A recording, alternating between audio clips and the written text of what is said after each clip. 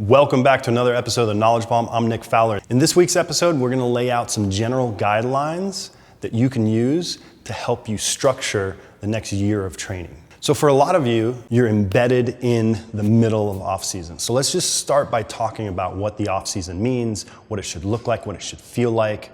A couple things to keep in mind is the off-season is a great opportunity to kind of build your base, right? And there's that whole adage of the bigger the base, the higher the peak, and that definitely is true when it comes to reaching your potential a year from now when you're looking to compete again.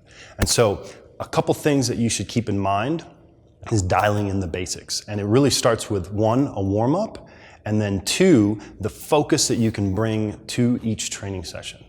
A lot of folks show up, go through the motions 9 months out of the year, and then as you start getting closer to competition season, you start paying attention to the little things. You realize that things are getting real, and you start having to really consider the sport-specific details. And what I would encourage you is to actually, now in the off-season, remind yourself about those details that you think about that month leading up to the Open, or that week before a local competition. Whatever it may be, this is a great opportunity to get them ingrained, practice them, make them habits, so then when it comes time to preparing for a competition, you have those things already built, and now you can focus on the more important things. A big part of taking advantage of the off-season and part of creating good habits is your warm-up. And I really want to stress the importance of a warm-up. It really should take you 20 minutes to warm up for your training session. And I know a lot of you guys are stressed for time and already kind of strapped with the time you have already. Maybe you're training twice a day, maybe you're training once a day, right? Trying to get to work, trying to get home in the evening for dinner and not spending all your time in the gym. But in the off season, if you can create a habit and a routine around your warm up, it will translate to increased performance, increased recovery. You'll stay healthier, injury-free. There's a lot of benefits to a warm-up, not to mention the habits and getting to know your body. So when you show up on competition day, you know exactly how to prepare for a specific event. Another big reminder for the off-season, have patience.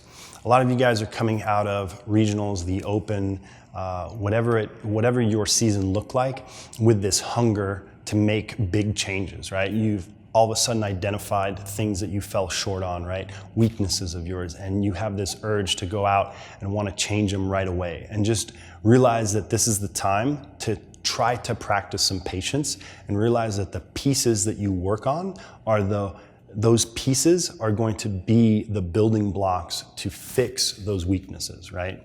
Now, those building blocks might look different for different people, and that's something that I'm going to cover in the next 6 to 8 weeks. I'm going to actually break down each weakness that you may have and just some recommendations, some suggestions on how to go about attacking those weaknesses, strengthening them up, the pieces that you need to build, all those sorts of things. So for an example, if you have a chest to bar limiter, that's the one thing that always gets you in competition. I'm going to talk about how to approach strengthening upper body pulling, for instance. And I'm going to go through a whole list in the next 6 to 8 weeks. It's going to be really exciting. But first off, next week, I'm going to talk about warm-up, which is probably one of the most neglected pieces just in our training, in our sport. Even at really high levels, there's a lot of opportunity to improve your warm-up and actually gain points on the competition floor.